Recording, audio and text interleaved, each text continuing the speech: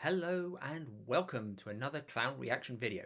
I am Barnaby from Clown Spirit, where we use the power of clowning to bring lightness, joy and connection to your lives and the lives of everybody around you. So please, if you haven't already, hit the subscribe button right now and the notification button so that you don't miss any videos when they come out. We are very glad to have you here today. And what I'm going to be looking at today was recommended by Jeff Johnson. Thank you so much, Jeff. Amazing clown. You can see an interview with him on the Clownversations on my YouTube site, Clown Spirit. So he sent me a video of a pair of performers called Lee and Shaw, who were a vaudeville act in the 1920s and 30s in America. I had never heard of them before when Jeff sent me this. So this is going to be completely fresh to me. Genuine reaction to this vaudeville duo who evidently in the late 1920s started doing these very short videos for the Warner Brothers film studio back then.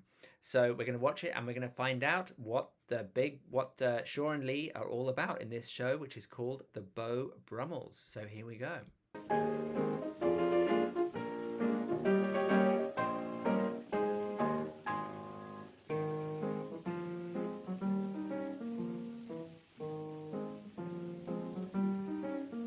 While strolling through the park one day, in the merry month of June, the snowflakes they were snowing, and the summer breeze was wafting, as the fishes in the treetops whistled so. Then a charming maidish maiden came flitting by. We knew right then and there that spring had came. A nose like red roses, a face of woolly hoses, her figure would put Venus Wush to shame. She was cross-eyed, four-eyed, every other kind of eyed, hair dyed, pie-eyed, still she was a dream. Knock-kneed, flat feet, both of them were left feet, weighed a pound less than a match.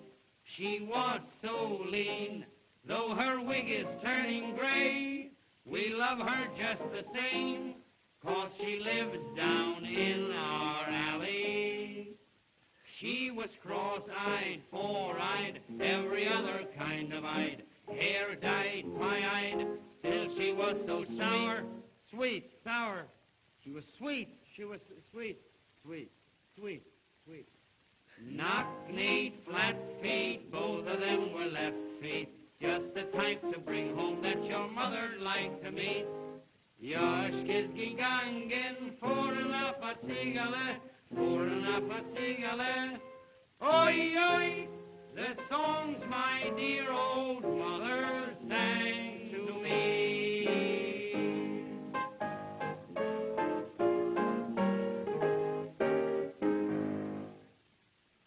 Always eat when you are hungry, always drink when you are dry, go to bed when you are sleepy, but don't forget to breathe or else you'll die.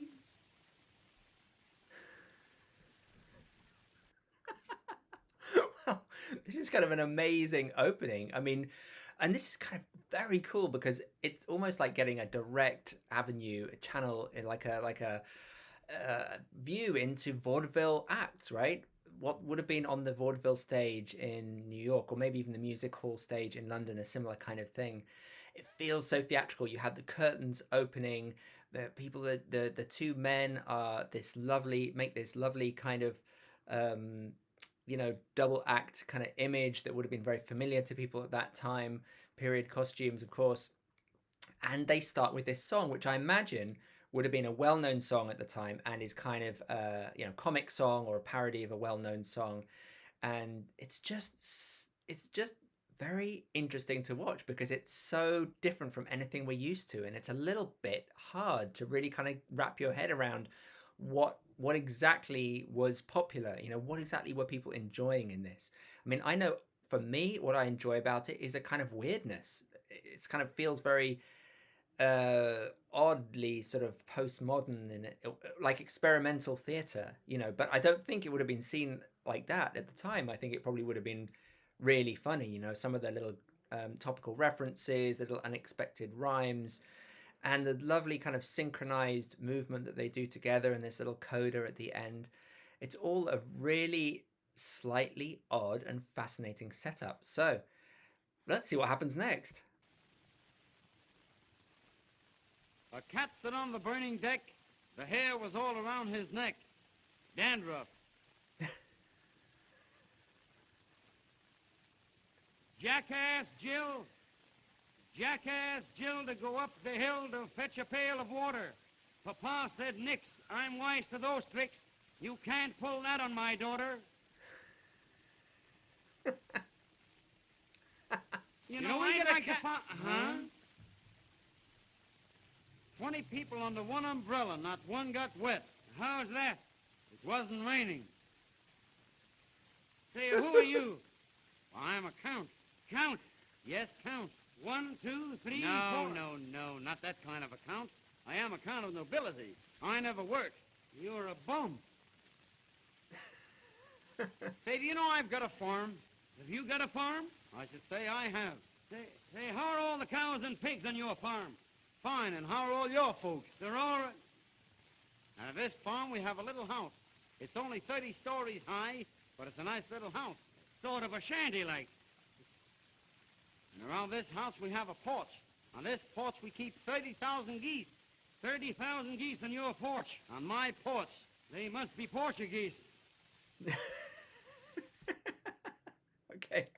So we get into this kind of like rapid fire one-liner jokes, which are back and forth and so slick, you know? And what I love is these little moments of connection between the two, particularly the guy in front. I don't know if that's Lee or Shaw, but he's obviously the high status character. By the way, I love their little eyebrows. They're so fabulous. And when the guy behind, who's the kind of the funny man, right? You know, makes these kind of slightly lewd jokes or just bad jokes, or, you know, is rude about the other guy's family or whatever. The guy in front gives him this like arched eyebrow, and he turns and looks at him in this kind of surprised, mock, kind of reproachful way, which is just so delicious and funny and understated as well, isn't it? It's just so subtle. I love it. And when they both spoke at the same time, and then they kind of turned to each other and went, like this. There are these mannerisms, and you get the feeling that these are kind of punchline or catch lines that this pair would have had, and maybe even referencing other comedians' punchlines or taglines, catch lines. And there's this kind of like air of mystery to it as well. We're not really exactly sure what all those references are, but we can sort of see that they're there buried within it. Feels a little bit like being a historian, right? Watching this and just trying to figure out from the evidence what exactly is going on. What are the topical references? Why are things funny? And it's interesting because, of course, humor is time, effectively kind of like time dependent. It's time sensitive. Jokes don't stay funny forever. They're dependent on the particular situation in which you're in and the culture which you're in. So not being in that historical moment in time ourselves, it's sometimes hard to see why things are funny. Other things, it's very easily and relatable. Okay, let's keep going. You know, we get like a... Huh? 20 people fell off a 10-story roof. Not one got hurt. How was that? They were all killed. I mean, this is dark stuff, right? This is kind of dark, quite dark humor, but the look of surprise is kind of marks that, it acknowledges that, but it's super short, and then it comes right back.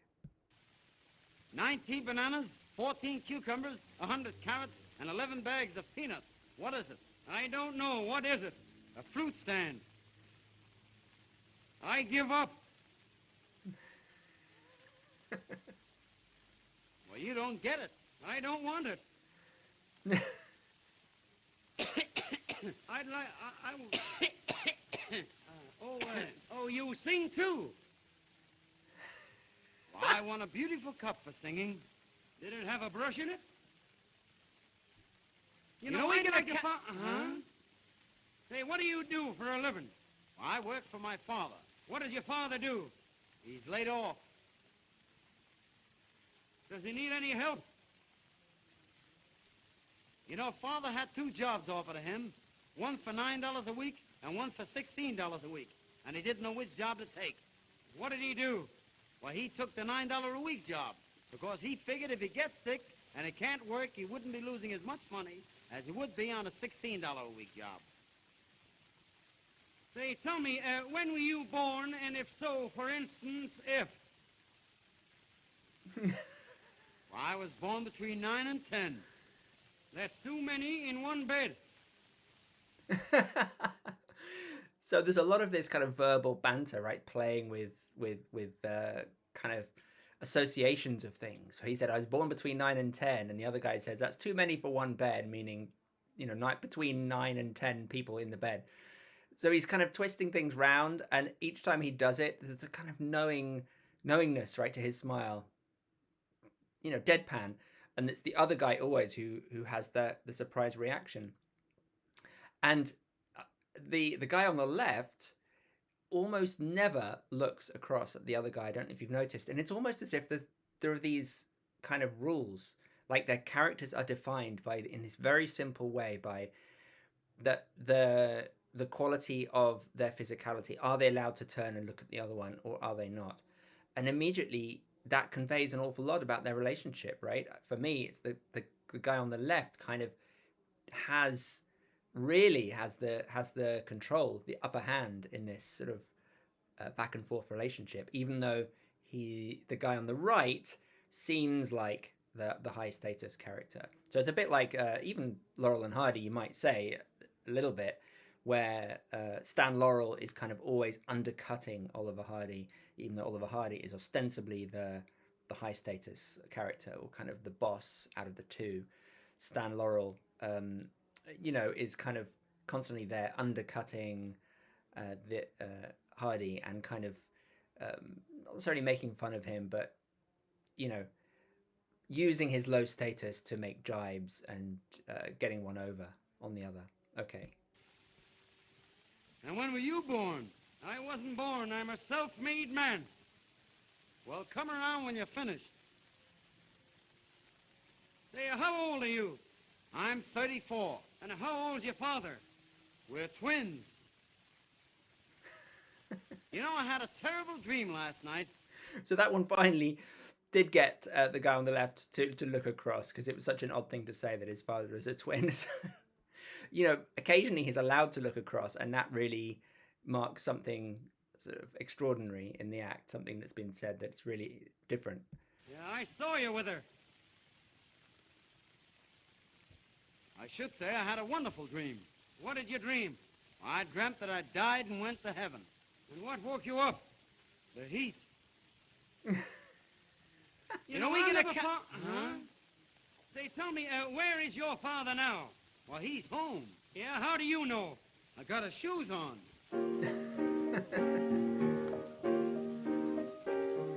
The guy who wrote this song was deaf. He couldn't hear a note. This is the verse. This is the verse.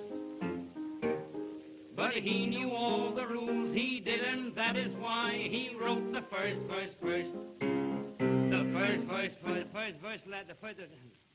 You pardon me, my tongue is perspiring. The bird who wrote the words was as crazy as a loon. There's nothing to this song but the tune. And this is the chorus of the song.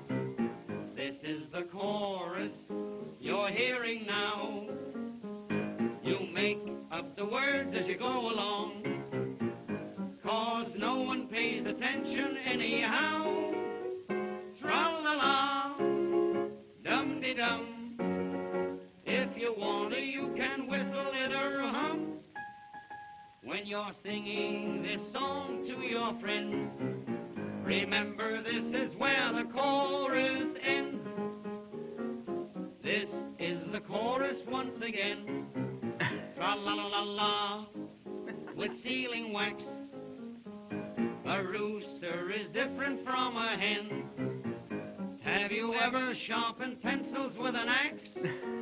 Sweet Adeline, sweet Adeline, you're the kind of a girl that men forget. Here's the part everybody recommends, because it comes just where the chorus ends.